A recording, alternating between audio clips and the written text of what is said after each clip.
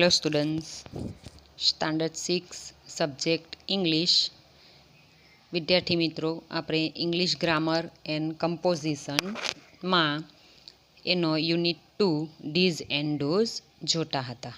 બરાબર છે. હવે મેં તમને ડીઝ અને ધેટનું બહુવચન શીખવાડ્યું હતું. ત્યાર પછી 5 જે આપણા બહુવચનના નિયમો છે એ તમને મેં નોટમાં લખવા કહ્યા હતા. બરાબર છે. હવે આજે આપણે એની એક્સરસાઇઝ જોશું. બરાબર છે. એક્સરસાઇઝ જોઈએ એ પહેલાં આપણે પ્રશ્નાર્થ વાક્ય અને યસ નોમાં ઉત્તર એ આજે આપણે જોઈ લઈએ. બરાબર છે. તો ચાલો હવે પ્રશ્નાર્થ વાક્ય અને યસ નોમાં ઉત્તર એ જે એક્ઝામ્પલ છે એ હું તમને બતાવી દઉં. બરાબર છે. ચાલો, પહેલું એક્ઝામ્પલ છે ધીઝ આર બુક્સ. આ વિધાન વાક્ય આપવામાં આવેલું છે. હવે આપણે એને શું કરવાનું છે તો પ્રશ્નાર્થ વાક્યમાં ફેરવવાનું છે. તો શું થશે? પ્રશ્નાર્થ વાક્યમાં આર છે એ પહેલાં આવી જશે એટલે એ કેપિટલ થઈ જશે. ધીઝ એ પછી આવશે અને જે આ છે બરાબર જે શબ્દ એ બેઠો જ આવશે અને પછી છેલ્લે આવશે ક્વેશ્ચન માર્ક. ક્વેશ્ચન માર્ક શા માટે આવશે? કારણ કે આપણે પ્રશ્નાર્થ વાક્ય બનાવવાનું છે એટલે પ્રશ્નાર્થ તો કરવો પડે ને. જો પ્રશ્નાર્થ ના કરશો, તમે ચિહ્ન નહીં કરો પ્રશ્નાર્થનું, તો તમારો અડધો માર્ક્સ કટ થાય. શા માટે? કારણ કે આ પ્રશ્નાર્થ વાક્ય બનાવવાનું છે. બરાબર છે ને. એટલે જુઓ, અહીં લખ્યું છે આર ધીઝ બુક્સ. ત્યાર પછી એનો હકારાત્મક જવાબ યસ ધે આર અને નો ધે આર નોટ અથવા નો ધે આરન્ટ. તમે આવી રીતે શોર્ટકટમાં પણ નકારાત્મક વાક્ય લખી શકો. બરાબર છે. આર નોટને શોર્ટમાં શું કહેવાશે? આરન્ટ. ત્યાર પછી જુઓ ડોઝવાળું વિધાન વાક્ય એક્ઝામ્પલ 2 ડોઝ આર બોયઝ. તો એનું પ્રશ્નાર્થ વાક્ય બનાવવાનું છે. તો આર પહેલાં આવી જશે, ડોઝ પછી આવશે અને બોયઝનું બોયઝ. તો are those boys question mark. Yes they are, no they are not અથવા નો ધે આરન્ટ. બરાબર છે. આર નોટની જગ્યાએ આરન્ટ પણ લખી શકાય. હવે જો યસ નો સાથે ધીઝ ધોઝ નહીં પણ ધે વપરાય છે તેનું ખાસ ધ્યાન રાખવાનું. બરાબર છે. આ પ્રમાણે હવે યસ લખ્યું છે બરાબર, તો પછી ધે વપરાય છે કોના સાથે?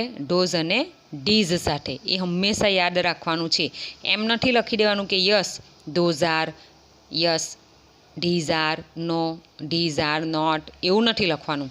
પણ શું લખવાનું? યસ નોમાં ધે લખવાનું છે. શું લખવાનું? ધે, THEY, ધે એટલે તેઓ.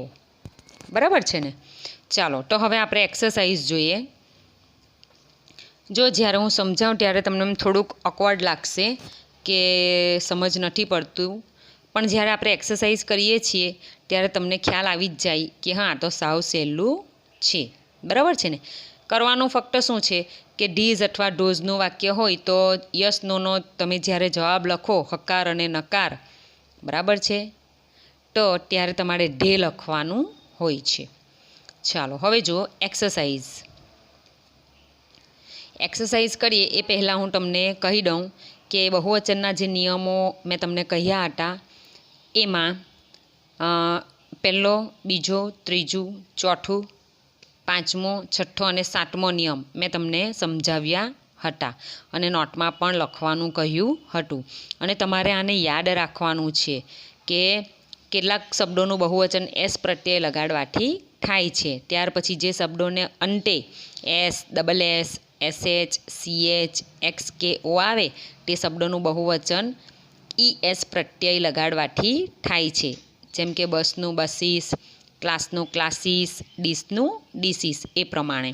ત્યાર પછી જે શબ્દોને અંતે F કે FE આવે તે શબ્દોનું બહુવચન કરવા માટે F કે FEની જગ્યાએ VES લગાડવામાં આવે છે. બરાબર છે. એટલે F અથવા FE જે છેલ્લે શબ્દ હોય તેને કાઢી નાખવાનું અને એની જગ્યાએ શું લગાવવાનું? VES. એક્ઝામ્પલ તરીકે નાઇફ તો નીવ્સ, લીફ તો લીવ્સ, એ પ્રમાણે એ તમને મેં સમજાવ્યું હતું. ચાલો તો હવે આપણે એક્સરસાઇઝ જોઈએ. ક્વેશ્ચન 1, નીચે આપેલા ચિત્રો જુઓ અને વાક્યોને બહુવચનમાં ફેરવી પ્રશ્નાર્થ વાક્યો લખો. અહીં જો આપણને એક્ઝામ્પલ આપવામાં આવેલું છે. એક્ઝામ્પલ એટલે ઉદાહરણ. અહીં શેનું ચિત્ર આપવામાં આવેલું છે? તો નાઇફ. નાઇફ એટલે શું? ચપ્પુ. બરાબર છે. કેટલા ચપ્પુ છે? તો 1. અને અહીં ચિત્ર આપવામાં આવેલું છે. અહીં કેટલા નાઇફ છે? તો 2 છે. એટલે આ એક વચન છે અને એક કરતાં વધારે હોય તો એને બહુવચન કહેવામાં આવે છે. એ તો તમને ખબર જ છે, કારણ કે તમે 6થા ધોરણમાં આવી ગયા છો. બરાબર છે ને? તો ગુજરાતી વિષયમાં પણ તમે શીખ્યા જ હશે એક વચન, બહુવચન. બરાબર છે ને? સિંગ્યુલર અને પ્લુરલ. તો જુઓ, અહીં એક જ ચપ્પુ છે, એથી લખ્યું છે ધીસ ઇઝ અ નાઇફ. શા માટે આ લખ્યું છે? અહીં ડોઝ કેમ નથી લખ્યું અથવા ધેટ કેમ નથી લખ્યું? કારણ કે આ ચપ્પુ છે નજીક છે. બરાબર છે? એટલે આ એક ચપ્પુ છે. હવે જુઓ, આ 2 ચપ્પુ છે એટલે શું આવશે? બહુવચન થઈ જશે ને. તો ધીઝનું બહુવચન આ ધીઝ થશે. These are knives. બરાબર? ધીઝ આર નીવ્સ એમ પણ ચાલે. તો એનું પ્રશ્નાર્થ વાક્ય છે તો આર ધીઝ નીવ્સ. બરાબર છે ને? આ ચપ્પુઓ છે. શું આ ચપ્પુઓ છે? એ પ્રમાણે તો આપણે જે આપણને આ વાક્ય આપવામાં આવેલા છે એમાં પણ ચિત્ર આપવામાં આવેલા છે. જો અહીં ફર્સ્ટ છે તો ગ્લાસનું ચિત્ર આપવામાં આવેલું છે. એક ગ્લાસ છે અને સામે 2 ગ્લાસ છે. બરાબર છે ને? બધા ચિત્રમાં 2 જ આપવામાં આવેલા છે આ બાજુ, અને અહીં છે સિંગલ સિંગલ. બરાબર? એટલે આ એક વચન છે અને આ બધા બહુવચન. એક કરતાં વધારે હોય એટલે બહુવચન કહેવાય. પછી એ ભલે ને 2 પણ હોય તોય બહુવચન કહેવાય, 3 હોય તોય બહુવચન કહેવાય. માત્ર ને માત્ર એક જ ચિત્ર હોય અથવા એક જ વસ્તુ હોય તો એને એક વચન કહેવામાં આવે છે. ચાલો હવે જુઓ, અહીં ફર્સ્ટ ગ્લાસનું ચિત્ર છે. એક ગ્લાસ છે. વાક્ય છે ધીઝ ઇઝ અ ગ્લાસ. બરાબર છે? અહીં 2 ગ્લાસ છે તો એનું બહુવચન થઈ જશે ધીઝ આર ગ્લાસીસ. ત્યાર પછી એનું પ્રશ્નાર્થ વાક્ય આર ધીઝ ગ્લાસીસ અને ક્વેશ્ચન માર્ક. બીજું, ધીઝ ઇઝ અ મેંગો. આ એક કેરી છે. અહીં 2 કેરીના ચિત્ર આપવામાં આવેલા છે. છે ને 2 mangoes. These are mangoes. Are these mangoes. બરાબર છે ને? તો અહીં શું થશે કે 2 હોવાથી આ ધીઝ અને ધેટ તમારે જોવાનું કે ધીઝ છે કે ધેટ છે. ત્યાર પછી અહીં લખવાનું. જો આ ધીઝ છે એટલે ધીઝનું બહુવચન કયું થાય? ધીઝ. THESE. ત્યાર પછી જુઓ, ત્રીજું ચિત્ર છે એ ડીશનું ચિત્ર આપવામાં આવેલું છે. હવે અહીં જુઓ, આ ધીઝ આપવામાં આવેલા છે. શા માટે? કારણ કે કેરી અને ગ્લાસ એ નજીક છે. હવે જુઓ, આ જે ડીશ છે એ દૂર છે. તમે એનું અંતર જોઈ શકો. આ ઓછું અંતર છે અને આ વધુ અંતર છે. બરાબર છે ને? એટલે શેનો ઉપયોગ કર્યો છે? તો ધેટ. તો ધેટ ઇઝ અ ડીશ. પેલી ડીશ છે અથવા પેલી એક ડીશ છે. હવે અહીં 2 ડીશ આપવામાં આવેલી છે એટલે એનું શું થઈ જશે? ધેટનું ડોઝ. જે પ્રમાણે ધીઝનું ધીઝ બહુવચન થયું એ પ્રમાણે ધેટનું શું થઈ જશે? ડોઝ. તો ડોઝ આર ડીસીસ. અને એનું જે ક્વેશ્ચન માર્કવાળું જે વાક્ય છે, પ્રશ્નાર્થ વાક્ય, એનું શું થઈ જશે? Are those diseases? Question mark. ત્યાર પછી ચોથું, ધીઝ ઇઝ અ લીફ. બરાબર છે ને? હવે જે આપણે 5 નિયમો જે આપણે શીખી ગયા ને, બરાબર, નોટમાં મેં તમને લખવાના કહ્યા, તે બધું અહીં લાગે. કે જો અહીં ડબલ એસ છે એટલે પાછળ ES લાગ્યું. અહીં O છે એટલે મેંગોની પાછળ ES લાગ્યું, મેંગોઝ. બરાબર છે? ત્યાર પછી અહીં SH છે એટલે પાછળ શું આવે? ES આવશે એટલે ES લાગ્યું. તમને ઘણીવાર એમ થતું હશે કે પાછળ S લગાડી દઈએ. બરાબર છે? શબ્દની પાછળ આપણે S લગાવી દઈએ એટલે બહુવચન થઈ જાય. ના, એવું નથી. પણ તો આ જે એ નિયમો છે એ તમારે યાદ રાખવા પડે. તો જ પાછળ ES આવે કે S આવે કે VES આવે કે IES આવે એ તમને ખબર પડે. બરાબર? એટલે પહેલાં મેં તમને એ જે નિયમો છે એ શીખવાડી દીધા અને તમને મેં નોટમાં પણ લખવા કહ્યા, જેથી તમે એને લખતા લખતા પણ વાંચી શકો અને યાદ તમને રહી જાય. તો જ્યારે આપણે આ એક્સરસાઇઝ કરીએ ત્યારે તમને તકલીફ પડે નહીં. બરાબર છે. ત્યાર પછી જુઓ અહીં ડીઝ ઇઝ અ લીફ. લીફ એટલે પાંદડું. હવે અહીં એફ છે. તમને મેં નિયમ શીખવાડ્યો ત્રીજો ત્યારે કહ્યું હતું કે એફ છે અથવા એફ ઈ હોય તો એફને કાઢીને શું લગાવવાનું હોય? તો VES. તો ડીઝનું ડીઝ થયું. ડીઝ આર લીવ્સ. આ VES લગાવ્યું ને, જો અહીં એફ કાઢી નાખ્યો અને પછી VES. એ જ પ્રમાણેનું પ્રશ્નાર્થ વાક્ય આર ધીઝ લીવ્સ. આ જુઓ અહીં 2 પાંદડા છે એટલે બરાબર છે. ત્યાર પછી પાંચમું ધેટ ઇઝ અ ચાઇલ્ડ. તો those are children. R those children. અહીં 2 બાળકો છે. એક જ બાળક હોય તો ચાઇલ્ડ આવે અને એક કરતાં વધારે બાળકો હોય તો ચિલ્ડ્રન થઈ જશે. બરાબર છે ને. હવે જુઓ છઠ્ઠું ફિશનું ચિત્ર આપવામાં આવેલું છે. This is a fish. આ એક માછલી છે. અહીં 2 ફિશ આપવામાં આવેલી છે. તો ફિશનું બહુવચન ફિશનું ફિશ જ થશે. બરાબર છે. એટલે આ બેઠું જ આવશે. આ સ્પેલિંગમાં કોઈ પણ પાછળનો મૂળાક્ષર ઉમેરવામાં આવશે નહીં. ફિશનું ફિશ જ થશે. પણ તમને પાછું એમ થશે કે ટીચર પાછળ તો એસ જ લગાડેલું છે ફિશમાં, તો પછી ES પ્રત્યય નહીં લાગે? ના, ફિશનું ફિશ જ રહેશે. This is a fish. તો these are fish. Are these fish. બરાબર છે. આ તમારે લખવાનું છે. ચાલો પાછળ સાતમું વાક્ય ધેટ ઇઝ અ ટ્રી. પેલું ઝાડ છે. Those are ટ્રીસ. R those ટ્રીસ. બરાબર છે. અહીં 2 ઝાડ આપવામાં આવેલા છે. ત્યાર પછી 8 નંબરનું વાક્ય ધીઝ ઇઝ એન એલિફન્ટ. તો these R elephants. Are these elephants. ત્યાર પછી જુઓ 9 number that is a monkey. પેલો એક વાંદરો છે. Those are monkeys. આ નહીં આવશે. બરાબર છે. ત્યાર પછી આર ધોઝ મંકીઝ. ત્યાર પછી છત્રીનું ચિત્ર છે. This is an umbrella.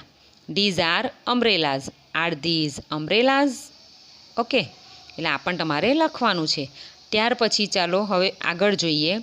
તો જુઓ પ્રશ્ન 2 નીચે આપેલા ચિત્રો જુઓ અને યસ અથવા નોનો ઉપયોગ કરી ઉત્તર લખો. એક્ઝામ્પલ છે આર ધોઝ મેંગોઝ. તો no, they are not. They are tomatoes. Okay, તો આ પ્રમાણે આપણને અહીં ચિત્ર આપવામાં આવેલા છે. અહીં કોનું ચિત્ર છે? તો ઉંદરનું ચિત્ર છે. પ્રશ્ન શું છે કે આર ધીઝ એલિફન્ટ્સ. તો આપણે શું લખીશું? No, they are not. They are mice. Mices. બરાબર છે. ત્યાર પછી બીજું આર ધીઝ ક્રોઝ. ચિત્ર શેનું આપેલું છે? પેરોટ. ક્રો એટલે કાગડો. તો આપણે શું લખશું? No, they are not. They are parrots. ત્યાર પછી ત્રીજું વાક્ય આર ધોઝ વુમેન. હા, વુમેન છે. બરાબર ને. સ્ત્રીનું ચિત્ર આપવામાં આવેલું છે તો આપણે લખીશું યસ, ધે આર. પછી ધે આર વુમેન. આ જે છેકેલું છે એ લખવાનું નથી. બરાબર છે. Yes, they are women. ચોથું શેનું ચિત્ર છે? બસ. સવાલ શું છે? Are these bicycles. તો no, they are not. They are buses. આગળ 5 નંબર સામેના પેજ પર જુઓ. Are those flowers. શું આ ફ્લાવર્સ છે? તો હા, ચિત્ર શેનું છે? ફ્લાવર. તો yes, they R flowers. 6 R those flags. તો યસ, ધે આર ફ્લેગ્સ. આ ફ્લેગનું ચિત્ર છે. 7મું આર ધીઝ બનાનાઝ. શું આ બનાના છે? બનાના એટલે કેરું. બરાબર છે. પણ ચિત્ર શેનું છે? એપલનું ચિત્ર છે. તો આપણે આન્સર લખ્યો છે no, they are not. They are apples. 8 number are those leaves. Leaves છે, પાન છે. તો યસ, ધે આર લીવ્સ.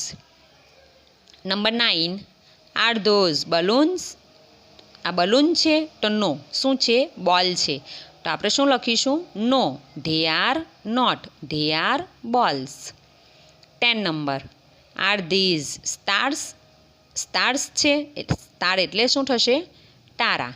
તો શું આ તારા છે? તો ના. શું છે? પતંગ. પતંગ છે, બરાબર છે ને, એટલે કાઇટ આવશે. તો આપણે અહીં નો લખીશું. No, they are not, they are kites, બરાબર છે ને, એટલે આ પ્રમાણે લખવાનું. ત્યાર પછી ક્વેશ્ચન 3, નીચે આપેલા શબ્દો બહુવચનમાં લખો. હવે અહીં આપણને જે નીચે શબ્દો આપેલા છે, બરાબર છે, એ શબ્દો એક વચનમાં આપેલા છે, તો આપણે એનું શું કરવાનું છે? બહુવચન. હવે અહીં તમને જે મેં 5 નિયમ શીખવાડ્યા એ બધા જ નિયમો લાગુ પડશે, બરાબર છે. તમને સમજ પડવી જોઈએ. પછી તમારે યાદ ના રાખ્યું હોય તો પછી તમારે એ 5 નિયમ પાછા નોટમાં જોવા નહીં પડે કે અહીંયા શું આવે ને શું નહીં આવે. ચાલો, તો આપણે જોશું. નીચે આપેલા શબ્દો બહુવચનમાં લખો. પેલું છે મેંગો, તો પાછળ ઓ આવ્યો છે, તો પાછળ આપણે શું લગાવીશું? ES, એટલે મેંગોઝ. સ્ટોરી, તો વાય આવ્યો છે, બરાબર, તો પાછળ આપણે શું લગાવીશું? વાયને કાઢીને IES, તો સ્ટોરીઝ. માઉસનું શું થઈ જશે? માઇસ, બરાબર છે. અમુક અનિયમિત જે શું કહેવાય કે અનિયમિત જે શબ્દો છે, બરાબર છે, એ તો તમારે પોતે જ યાદ રાખવા પડે, બરાબર છે ને. અને કેટલાક શબ્દોનું બહુવચન એસ પ્રત્યય લગાડવાથી જ થાય. અને કેટલાક શબ્દોના બહુવચનના રૂપ કેવા છે? અનિયમિત, એટલે આ પ્રમાણે માઉસનું માઇસ, ચાઇલ્ડનું ચિલ્ડ્રન, એ પ્રમાણે. ચાલો, બુકનું બુક્સ, કારણ કે આ સામાન્ય શબ્દ છે. પછી ક્લાસ છે, તો અહીં ડબલ એસ છે, તો પાછળ શું આવશે? ES, classes. ફૂટનું ફીટ. બેન્ચ, અહીં CH છે, તો ES લાગી જશે, બેન્ચીસ. ટ્રીનું ટ્રીઝ. સીપનું સીપ જ રહેશે. ટેબલનું ટેબલ્સ. લીફ, હવે અહીં F છે, તો Fને કાઢી નાખીશું અને Fની જગ્યાએ આપણે શું લગાડવાનું છે? VES, તો લીફનું શું થઈ જશે? લીવ્સ. પાન, પાંદડું, એક જ પાંદડું છે, તો અહીં પાંદડાઓ. મેનનું મેન, આ એ છે, તો એનું બહુવચન શું આવી જશે? એની જગ્યાએ શું લાગશે? ઈ લાગશે, તો મેનનું મેન. MAN છે, તો અહીં MEN. ઘણીવાર વિદ્યાર્થી શું કરે છે પરીક્ષામાં કે મેનનું મેન જ લખી નાખે છે, પણ તો આ એક જ મૂળાક્ષરનો તફાવત છે, બરાબર છે. એની જગ્યાએ શું લખવાનું? ઈ. આ એક વચન છે અને આ બહુવચન છે. અહીં એક જ માણસ છે અને અહીં ઘણા બધા માણસો છે. ત્યાર પછી મંકીનું મંકીઝ, પેન્સિલનું પેન્સિલ્સ, ચાઇલ્ડનું ચિલ્ડ્રન, બોક્સનું બોક્સિસ, નાઇફનું ન્યૂઝ. અહીં FE છે, જુઓ, તો FE કાઢી નાખવાનો રહેશે અને પાછળ શું લગાવવાનું રહેશે? VES, તો નાઇફનું ન્યૂઝ. બસનું બસીસ, બરાબર છે ને, અહીં S છે એટલે પાછળ શું આવશે? ES, buses. ત્યાર પછી પાછળ જુઓ, ગ્લાસ, બરાબર છે ને, તો ગ્લાસનું ગ્લાસીસ. કપનું કપ્સ. વિન્ડોનું વિન્ડોઝ, બોયનું બોયઝ, સિટીનું સિટીઝ. વાય છે, બરાબર છે, વાય કાઢીને શું લગાવવાનું છે આપણે? IES, એટલે સિટીઝ થઈ જશે. બર્ડનું બર્ડ્સ. વુમનનું વુમેન, જો અહીં મેનનું કહ્યું હતું ને એ પ્રમાણે વુમેન, બરાબર છે, તો વુમનનું શું થઈ જશે? વુમેન. અહીં એ છે તો અહીં ઈ આવશે. ટોમેટો, તો ટોમેટોનું શું થઈ જશે? ટોમેટોઝ. ઓની જગ્યાએ શું આવશે? ES, બરાબર છે, ટોમેટોઝ. ત્યાર પછી ક્વેશ્ચન 4, નીચે આપેલા એ વિભાગની સામે બી વિભાગમાંથી બહુવચનના શબ્દો શોધીને લખો. ચાલો, એમાં આપણે ફર્સ્ટ જોઈએ તો બેન્ચ. તો અહીં જે આપણને એ વિભાગ આપેલો છે અને બી વિભાગ આપેલો છે. હવે એ વિભાગમાં આપણને જે એક વચન છે, બરાબર, એ બધા વર્ડ આપેલા છે અને બી વિભાગમાં આપણને જે પ્લુરલ છે, પ્લુરલ એટલે બહુવચન, તો એ બહુવચનના જે વર્ડ છે એ આપણને આપવામાં આવેલા છે. તો બીમાંથી આપણે શોધીને લખવાનું છે કે એમાં કયો આન્સર આવશે. ચલો, એમાં ફર્સ્ટ જુઓ તો બેન્ચ, તો બેન્ચનું શું આવશે? બેન્ચીસ, થર્ડ નંબર આવશે. સેકન્ડ બર્ડ, બર્ડનું આવશે બર્ડ્સ. મેનનું શું આવશે? મેન, બરાબર છે. 4th number. ગ્લાસ, તો ગ્લાસનું આવશે ગ્લાસીસ. સિટીનું આવશે સિટીઝ. 1st નંબર છે, બરાબર એનો આન્સર. ત્યાર પછી 6th નંબર છે માઉસ, તો માઉસનો આન્સર શું આવશે? તો 8 નંબર માઇસ. અને 7 નંબર ટોમેટો, તો ટોમેટોનો આન્સર આવશે ટોમેટોઝ. અને લાસ્ટ 8 નંબર સ્ટોરીનું આવશે સ્ટોરીઝ. આ રહ્યું 6th નંબર પર સ્ટોરીઝ. તો આ પ્રમાણે તમારે એના આન્સર લખવાના છે, બરાબર છે. હું આ પ્રમાણે મોબાઈલ રાખું જેથી તમે એનો સ્ક્રીનશોટ પાડીને આન્સર લખી શકો. આવતા પીરિયડમાં આપણે ગ્રામર બુકમાં ચેપ્ટર 3 ધ પ્રિપોઝિશન્સ જોશું, બરાબર છે. અને તમારે નોટમાં કશું લખવાનું નથી. ગયા પીરિયડમાં મેં તમને નોટમાં લખવા માટે કહ્યું હતું, પણ આ પીરિયડમાં તમારે ઇંગ્લિશ ગ્રામર બુકમાં જ લખવાનું રહેશે, બરાબર છે. તો અહીં આપણું જે ચેપ્ટર 2 ડીઝ એન્ડ ડોઝ છે એ અહીં ફિનિશ થાય છે. ઓકે, આવતા પીરિયડમાં આપણે ચેપ્ટર 3 જોશું.